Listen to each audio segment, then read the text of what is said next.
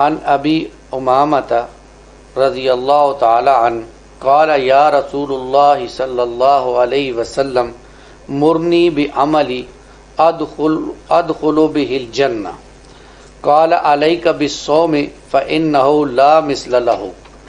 سیدنا ابو امامہ رضی اللہ تعالیٰ عنہ سے مروی ہے، انہوں نے عرض کیا کہ اللہ کے رسول صلی اللہ علیہ وسلم مجھے کسی ایسے عمل کا حکم دیجئے جس کے ذریعے سے میں جنت میں چلا جاؤں۔ مجھے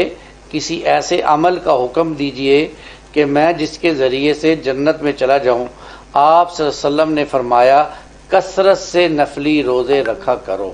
کثرت سے نفلی روزے رکھا کرو، بلا شبہ اس کی کوئی مثال یا کوئی عمل اس جیسا نہیں ہے۔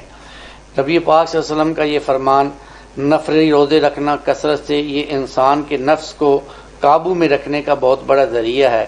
اور روزے رکھنے والے کے بارے میں احادیث میں آتا ہے کہ جو کثرت سے نفلی روزے رکھتے ہیں اللہ تعالیٰ نے ان کے لیے جنت میں ایک علیحدہ دروازہ منتخب کیا ہے جس سے گزر کر انہوں نے جنت میں جانا ہے، اور اس دروازے کا نام ہے ریان۔ اس دروازے سے روزے داروں کو گزارا جائے گا۔ نفلی روزے آج کل ہم رکھ سکتے ہیں، اب تو خیر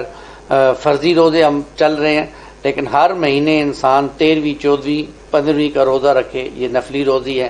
اس کے علاوہ پیر کا روزہ رکھے، رسول اللہ صلی اللہ علیہ وسلم پیر کا روزہ اپنی ولادت کی خوشی میں رکھا کرتے تھے، اور اس کے ساتھ ساتھ جمعرات کا روزہ رسول اللہ صلی اللہ علیہ وسلم رکھتے تھے، کیونکہ جمعرات والے دن پورے ہفتے کے اعمال اللہ کے حضور پیش ہوتے، تو رسول اللہ فرمایا کرتے تھے کہ میں چاہتا ہوں کہ جب میرے اعمال اللہ کے حضور پیش ہوں تو میں روزے سے ہوں۔